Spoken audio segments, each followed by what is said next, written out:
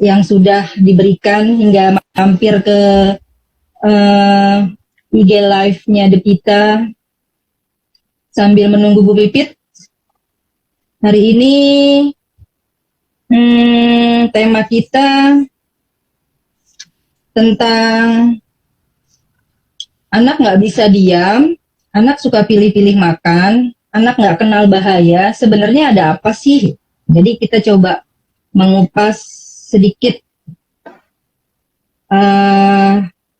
tentang kenapa sih banyak kan di luaran sana ibu-ibu yang mulai agak cemas kalau anaknya tuh suka pilih-pilih makan.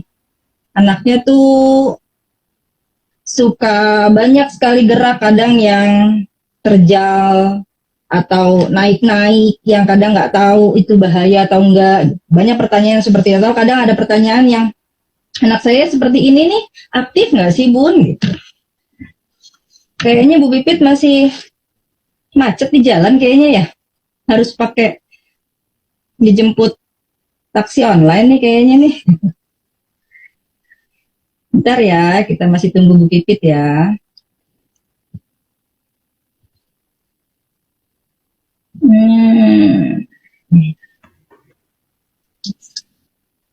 Ya teman-teman, sebelum kita beranjak lebih jauh, kita buka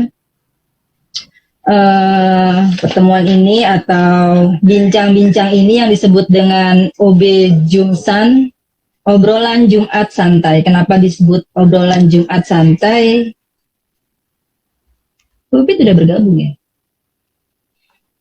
Kenapa disebut obrolan Jumat santai? Karena kita ngobrol atau kita bincang-bincang santai aja, bisa sambil ngopi, sambil apa ya? Kalau ibu-ibu tuh bilangnya curhat.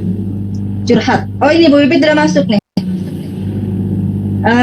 Untuk lebih jauhnya sebelum lebih jauh kita buka dengan membaca Bismillah dulu kali ya Bu Pipit ya. Bismillahirrahmanirrahim. Semoga lancar sampai dengan akhir. Maaf Bu Pipit agak gemak suaranya ya. Iya. Headsetnya udah pada tua kali ini. Enggak, tapi Bu Pipitnya masih muda kok. Oke, siap.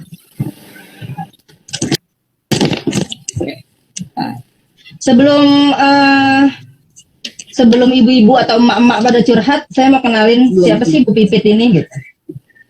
Bu Pipit, siapa Bu Pipit? Bu Pipit kalau saya nggak salah ya Bu Pipit, namanya Pipit Puspitasari. Ya,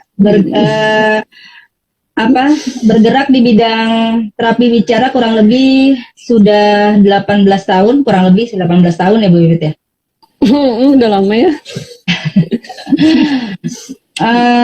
Bergerak di bidang dewasa pernah, kerja di rumah sakit pernah, terus di bidang anak-anak udah pasti, karena Bu Pipit ini adalah ibu dari satu anak, Mikail, yang diberikan kepercayaan oleh Allah karena salah satu ibu dari IBK, Insan Berkebutuhan Khusus, bener Bu Pipit ya? Nanti kalau saya salah, individu berkebutuhan khusus. Nanti kalau saya salah ucap, mohon dikoreksi. Seperti biasa lah ya, tukang ngoreksi. Iya, dan alhamdulillah Bu Pipit sudah menyelesaikan studinya di bidang psikolog ya Bu Pipit. Tuh kan Bu Pipit pasti kasih kode ke saya. Gak usah lah. Terima kasih teman-teman yang udah bergabung, Mas Momot. Saya Mas Momot ya sedikit. Hai, Mas Momot. Saya menundukkan sedikit deh biar nggak langsung lihat kamera. Hormat. Salam hormat. Ada rekan-rekan terapis juga yang mungkin nggak bisa disebutin satu-satu ya. Makasih teman-teman untuk sudah join. Nanti Support-nya. Nanti kita saling mengisi saja. Kalaupun memang harus ada yang ditambahkan silakan. Karena yang namanya di sini ya itu tadi obrolan Jumat santai. Kita santai aja sambil ngobrol sama Bu Pipit. Ngopi-ngopi ya. Sambil ngopi-ngopi. Di sini kita ngebahas tentang ini Bu Pipit. Anak saya nggak bisa diam. Anak saya suka pilih-pilih makan. Terus anak saya nggak kenal bahaya. Ada beberapa ini pengalaman pribadi.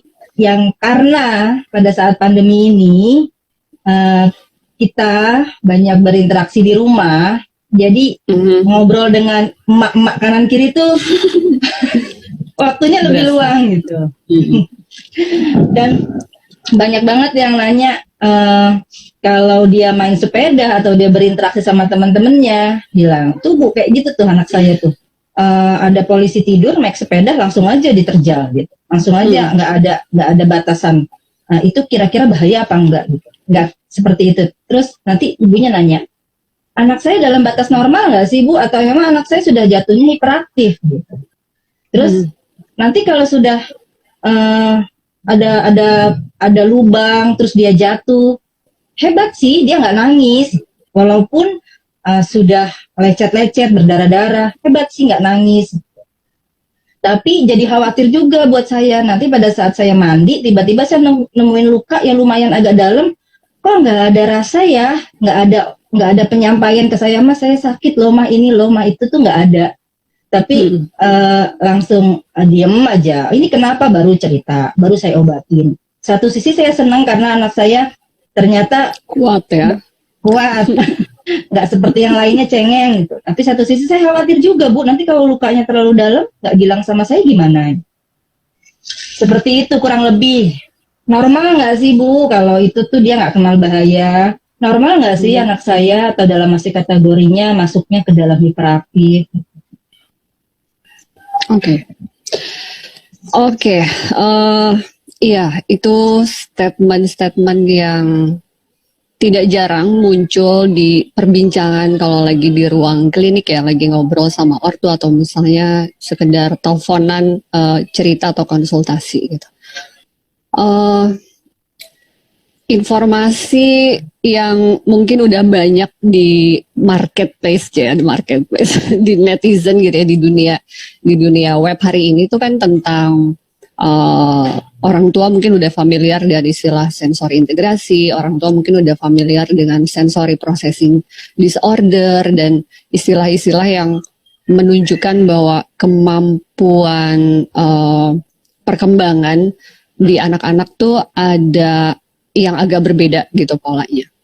Karakteristik yang tadi disebutin sama Bu Tita itu salah satu bahasa parenting ya, bahasa ibu-ibunya. Oh ya, anak saya kalau jatuh misalnya luka terus nggak nangis gitu ya, itu bagus gak sih sebenarnya gitu.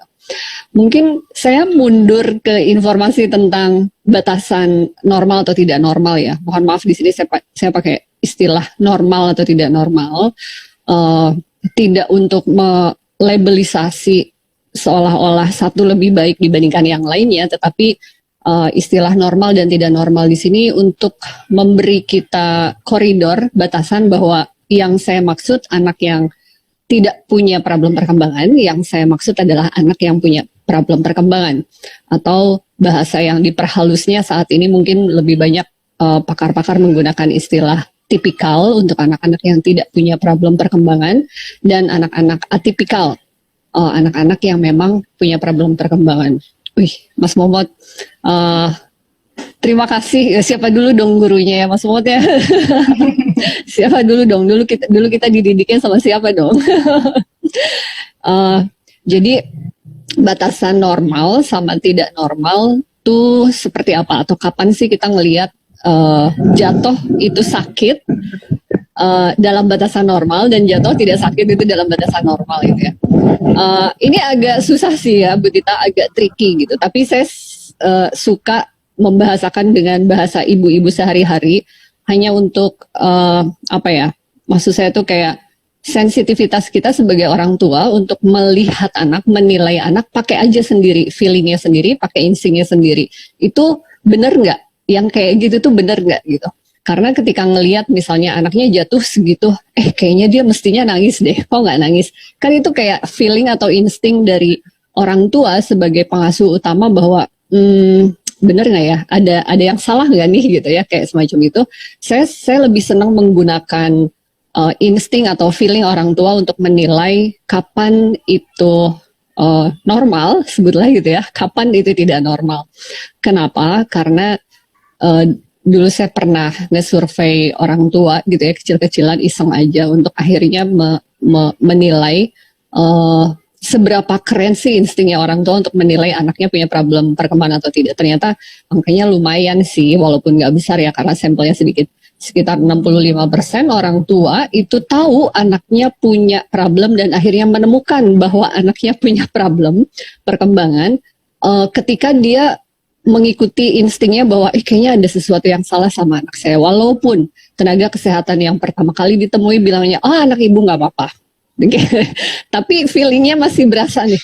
Bu Pipit, saya jadi ketawa. Kenapa? Saya ingat dulu kalau flashback dulu yang pada saat Bu Pipit ngomong, kenapa ya anak saya begini gitu, sama diskusi sama saya. Enggak Pipit mah terlalu. Oh, ya. Tuh salah satunya ada yang ngaku tuh ya di depan publik sekaligus lah ngaku. Termasuk padahal tenaga kesehatan ya. Ya benar. Termasuk teman saya sendiri. Jadi pada waktu orang tua merasa ada sesuatu yang salah dan anaknya kemudian menemui tenaga kesehatan dan bilang, nggak apa-apa, anak ibu nggak apa-apa gitu ya. Atau ya seperti yang Bu Tita bilang dulu gitu ya, enggak, lo mah terlalu panik Pit gitu, lo terlalu berlebihan Pit, hanya karena lo tahu informasinya terus lo jadi curiga gitu kalau anak lo kayak gitu. Kayak informasi-informasi kayak gitu, tapi 65% ibu-ibu itu adalah terus mencari. Enggak, gue nggak percaya, gue masih ngerasa ada sesuatu yang salah sama anak saya. Dan itu 65% kan angkanya gitu ya, dari sekitar 35 orang tua. Jadi dari sana sejak saat itu saya selalu mengajak orang tua untuk pakai feelingnya, pakai instingnya. Tapi instingnya jangan insting yang tidak dididik ya, tidak dikasih informasi baru gitu. Digunakan. Jadi ketika ngelihat, anaknya jatuh, kayaknya nih harusnya nangis deh, kok dia nggak nangis ya? Boleh aja, sah-sah aja bertanya-tanya. Saya kira saat ini banyak tenaga kesehatan yang mudah diakses untuk diajak diskusi, diajak konsultasi. Kan nggak ada salahnya toh kita merasa ada sesuatu dan anak kita kemudian berkonsultasi atau bertanya. Nggak ada ruginya. Buat saya, ketika anak jatuh yang harusnya nangis nggak nangis, ya udah itu lampu kuning lah ya, sebutlah gitu. Terus misalnya dia tuh kalau manjat-manjat kayaknya nggak kenal bahaya deh, canggih sih, mungkin nanti dia jadi atlet panjat tebing, jadi atlet panjat dinding gitu ya. Tetapi dalam batas perkembangan, cara kita melihat apakah itu dalam koridor yang normal atau tidak adalah dibandingkan dengan anak-anak pada umumnya gitu. Jadi kalau anak-anak pada umumnya kayaknya bukan manjat-manjat Spider-Man gitu ya, manjatnya bertahap dan mereka bisa mengukur bahaya, mereka bisa memperkirakan atau mempertimbangkan bahaya, sehingga ketika skillnya agak berlebihan meskipun canggih, buat saya sah-sah aja kita. Apalagi kalau feeling kita ngerasa ini kayaknya nggak benar, untuk akhirnya ditindaklanjuti gitu, dicari informasi gitu kali ya Bu Tita ya. Jadi untuk menjawab apakah itu normal atau tidak normal, mungkin pertama tanya instingnya sendiri apakah itu dalam batas normal atau tidak, dan sebagai pengasuh utama, pengasuh primer dari anak-anak kita, mungkin ada baiknya kita memang melatih insting kita untuk menilai kapasitas kemampuan anak, karena bagaimanapun dia kan tumbuhnya masih jauh ya, masih lama gitu.